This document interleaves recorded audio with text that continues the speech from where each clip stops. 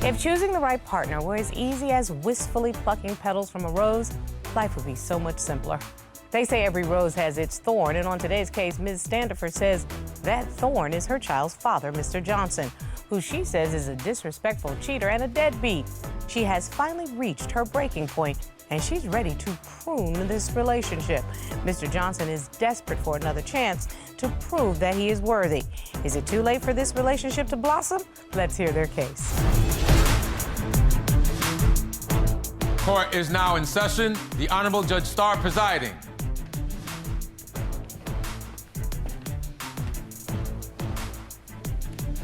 Your Honor, this is the case of Standifer versus Johnson. Thank you very much. Ms. Standifer, Mr. Johnson.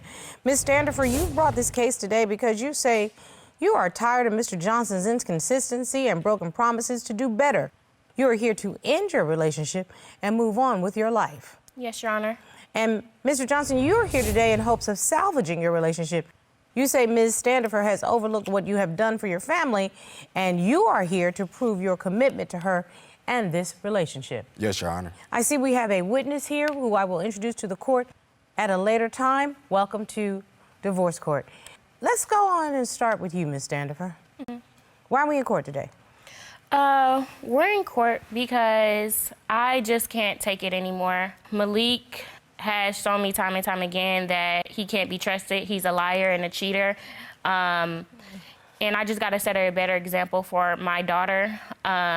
She's at the age where she doesn't remember a lot, but that's going to change here shortly. And I just got to set a better example. I'm completely done with this toxic cycle.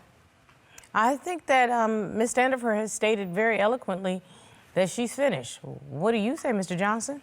Well, Your Honor, I'm here today to save the relationship. Like she did state, we have the most beautiful baby girl that you'll ever see in your life. She's about to be 1 year old. And I just really want to give her that two-parent home I didn't have growing up. And I want to end that curse in my family and, you know, hopefully start a new trend.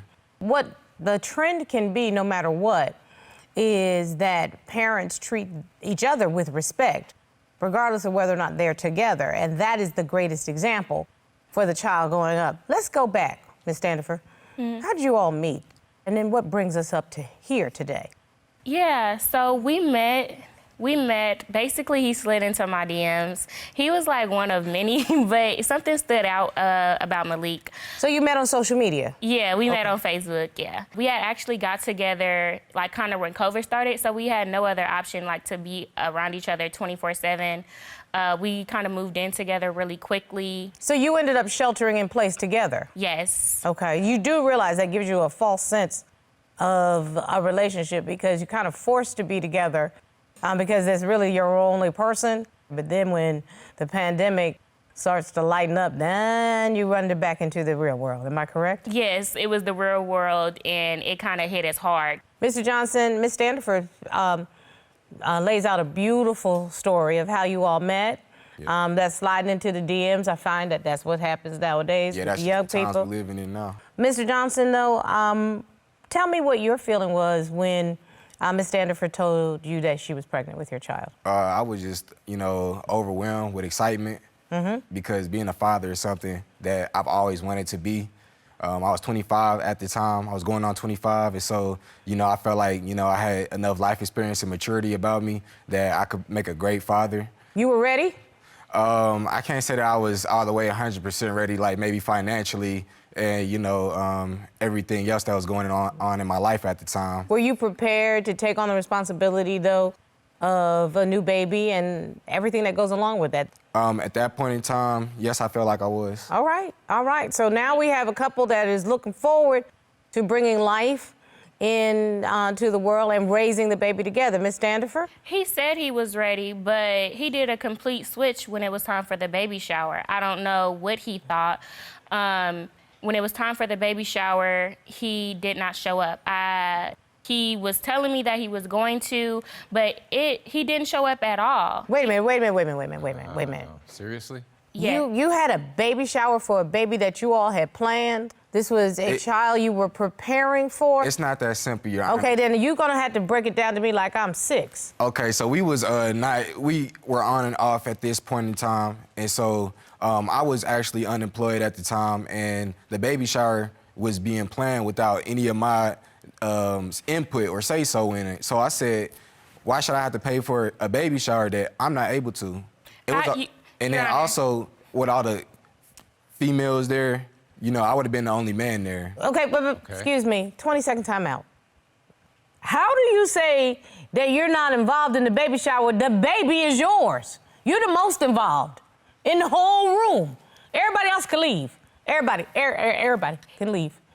Except the mother, the baby, and you. You're the most important person outside of the mother and the baby. Well, like I said, I didn't contribute anything since, you know, I didn't have a job at the time. I'm sorry, Ms. Standiford, did you ask about money? I didn't hear anything about the money part. No, he could have just came and showed himself. I actually have a picture of me by myself, and you know how embarrassing I look in front of my mom, my aunties. Let me see the evidence. By myself, nobody there to take pictures with me. And he didn't, none of his family came. His mom, he didn't. I'm not proud about it. I never said that I was. I've apologized for it multiple times, and that doesn't. I ain't gonna lie, homie, that you tripping right there. Cause the baby shower is not only for like, you know, for the baby, but that's like an event where like family can come celebrate y'all. Y'all about to have a child. Y'all about to, you know, move forward with y'all lives together as a couple. And I understand you say he wasn't ready financially to put in for the shower, but if she got the money somehow or she put up the bread, the least you could do like is show up, bro. You feel me? Even if it was females there, I understand, cause I kind of get where he coming from with the female thing, cause he possibly feel like when they having problems, she's going back to the homegirls, venting to them. And, you know, with him being the only dude there, you know, whatever she's not able to confront him about, the homegirl's gonna confront him for her type shit. So I kind of see why he went with the female thing, but still, bro, no excuse to Mr. Shower. You're right. You just want to let the past be in the past. But that doesn't make it right. Okay, wait a minute. I'm still gonna have to go back. Mr. Johnson, I don't hear Ms. Standiford saying that she was mad that you didn't contribute financially to the shower. You didn't contribute emotionally. You were not there for her. If this is your baby, a baby that you both proudly just told me you were planning for, you were looking forward to, you were prepared for, is what you said. Yes, ma'am. So why wouldn't you show up? What was that about, sir? Well, like I said, a lot of things happened over that course of time. Within that 6 months, you know, I went from having job and car to not having that, so. Look, that was my first pregnancy, and I have that memory embedded in my mind forever. I don't get to redo that. Mr. Johnson, I heard what you said earlier, and you said... Well, you gotta admit that is a nice photo. It's a good photo of her. It's a good photo of a single mother. I don't mean to hurt nobody's feelings, but that's what it looks like. That part. It's a good photo of a single mother. And you can't come in here and brag about how you want to break a cycle raising a child without a father in the home when you're going to leave the mother of your baby standing there looking like Boo Boo the Fool in front of her whole family and friends. I see your point. And this was the second time. I mean, so he was supposed to make it up to me. So I was like, okay, you didn't make it. Because I really wanted our family to work. He said, we'll throw our baby a 6-month birthday party. And we I never heard of that.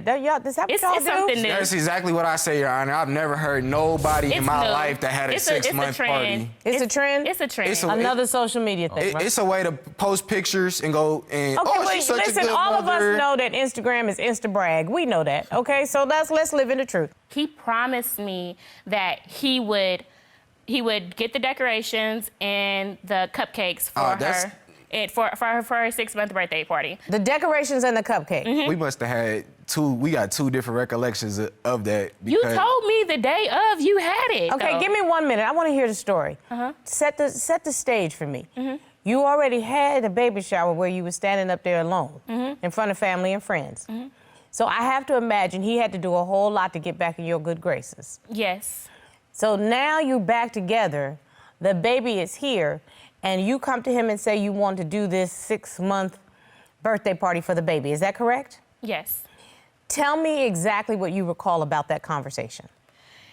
He basically, I don't know if he felt like I guilt tripped him, but I told him that we can do a 6-month birthday party, and he was on board. I don't know if his financial situation changed, but he promised me that he would get the cake decorations. The day came, and there was nothing. My mom had to go to Walmart to get decorations and cupcakes for my daughter because he did not. She didn't have to. She had to. No, It's a picture. Did you bring evidence? She's just sitting on the couch. No cupcakes. I wanted to smash a cupcake in her face and have the cute little memory. She's adorable. And it was nothing. Okay. Mr. Johnson, tag your it. Why didn't I this just feel like she just wasting money having a 6-month-old. Wait a minute, hold on. I'm gonna come back again. You're the ones that just told me this is something trendy. This is what they do now. Well, no, I said that's what they do. I was raised by somebody who's from the old school, so, But wait a minute, let me get back to, even if you thought it was silly, even if you thought it was dumb, okay? Did you promise her or not? Your Honor, I don't have a recollection of that conversation like Okay, I said. Mr. Johnson, I'm gonna tell you, don't lie to me. And I'm gonna tell you why I know you lying. Because after you stood her up for the baby shower and she's standing there by herself, holding her belly in front of her mama and aunties and play cousins, girlfriends from the hood, the whole 9 yards, I guarantee you she wanted to know if you were gonna be there with her. I would say he's All right, I'm gonna say he did agree to the 6-month birthday party for the child, because he already embarrassed her by missing the baby shower. Hurt her feelings. She's emotional, and she's pregnant, fam. You already know when she's pregnant, her emotions are already heightened for being pregnant. So to get back in her good graces, I believe that he did say, yeah, let's do the 6-month party. So he's like, all right, even though financially low 6 months, I can run it up in 6 months. And he dropped the ball. He just broke another promise. Narcissist, because he will say something and then he will say, no, I didn't. Malik, you just said that. What are you talking about? Ms. Standiford, there is no question in my mind that he made you that promise. Now, here's my thing. I don't know what your financial situation is, but anybody can go to the Party City or to Walmart and they have a bag, a little quick $12.99, $14.99 bag of decorations that say happy birthday. Well, Your Honor, Okay. if I may, I was taught that $1 saved is $1 earned. I believe that also, but I'm talking about your baby. And more importantly, the relationship that you're trying to fix. It might be silly for anybody else, but if I didn't show up at my baby's shower and I know my woman was mad, the last thing I'm gonna do is promise her something that has to do with the baby and not show up and do that.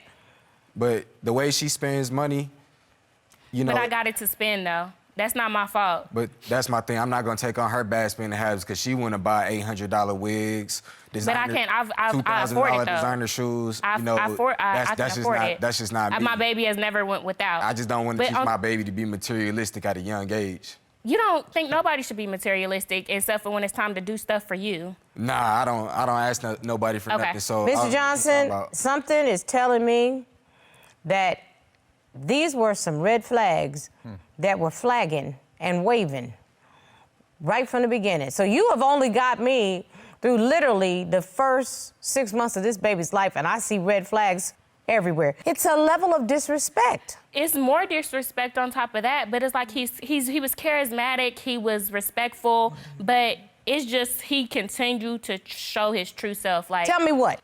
Being disrespectful. Like, he had the audacity to inbox my best friend's cousin. We've all went out. We've all hanged around each other. Me, him, my daughter, we was in my bed. We was in our bed, laying down. My best friend sends me a screenshot of Malik getting curved. Objection, Your Honor. Curved. Overruled. Cousin, by my best friend's cousin. He like, oh, we should work out. You're so pretty. You're so beautiful. Like, and I got the screenshots. Okay. We don't know whose message. When you gonna bless me with the digits? Sure. Like, it would be different if she was responding. That hurts even worse. You're getting curved. There's not even so a phone. Nobody wants you but me. It's not even a phone That's number. embarrassing. That could be anybody. You don't even have a phone number attached to those messages. And then he stays. He when Honestly, let me be very clear about this, Mr. Johnson. I take this very seriously.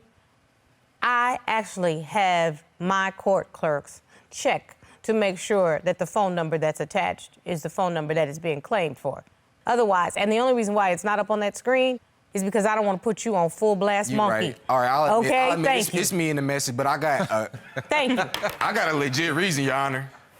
What's the reason? What was the reason? All right, so I first meet Diamond, getting to know each other. She confessed to me that, she might be bi-curious. So, Okay, that her, was before I became a mother, though. her best friend's cousin is a stripper.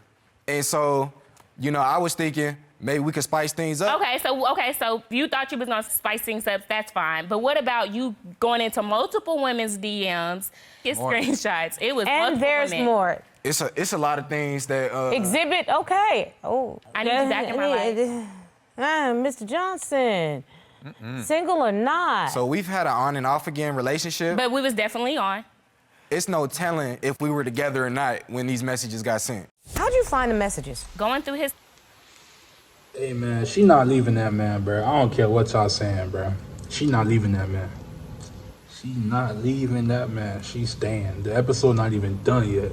This is just part 1, too, but she not leaving that man. phone. She's a private investigator, When a man is acting different, Your Honor, you probably know when a man is acting different, talking, about your weight, how you look, there's something going on, and it's most likely in that phone. So yes, I turned into an investigator, and I hacked his phone, and I went in there and seen exactly what I was supposed And so, to see. Your Honor, I'm not trying to deflect, but 2 wrongs don't make a right. So in response to this... Actually, you are trying to deflect, just so that you're clear on what you're trying to do, because, again, you might need to stand in your caughtness. Ms. Standifer, you have 100% clearly shown that your boyfriend has been disrespectful by messaging other women on social media in manners that are reflective of somebody who, if they're not cheating, they want to, okay? They standing at the door of Cheaterville, okay?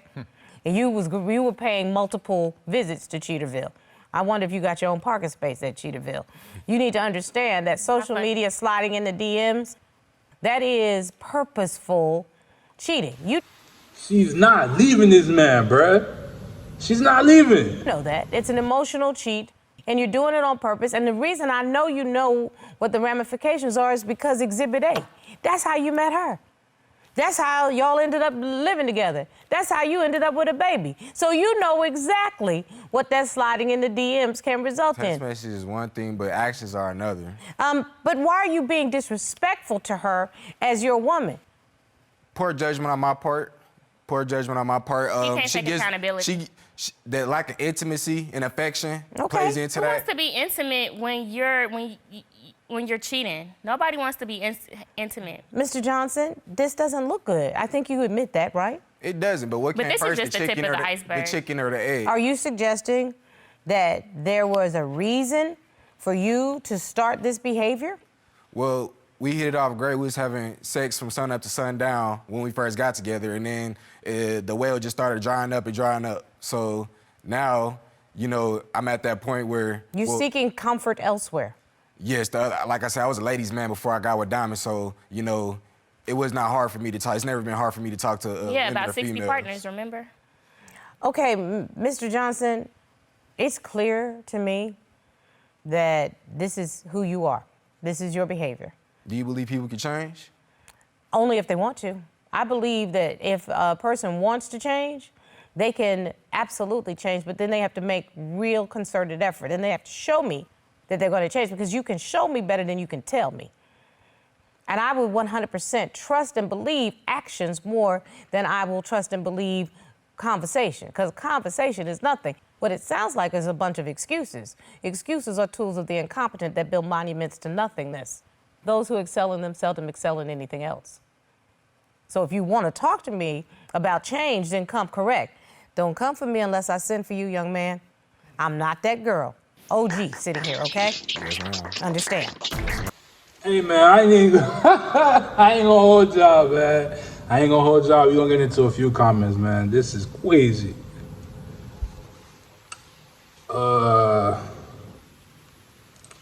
I want to say my relationship so my daughter grows up in a 2-parent home, as he stands up there and lie and prove every reason why she should leave.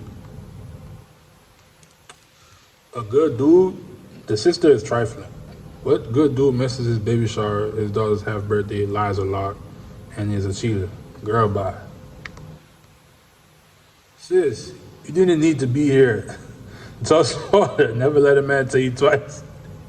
He doesn't want you. Women be having all the proof that their man is a cheater and still won't leave. They get what they deserve if they stay. Last comment. When a man shows you who he is, believe him. He can say whatever he wants, but his action shows that he does not care at all. Ladies, if you have to start listening with your eyes, as well as ladies, you have to start listening with your eyes as well as your ears. End the comment right there. That was part 1. Y'all stay tuned for part 2. Baylor TV, like, comment, and subscribe. Subscribe right now. All right, bet. A good video, man. Love y'all, man.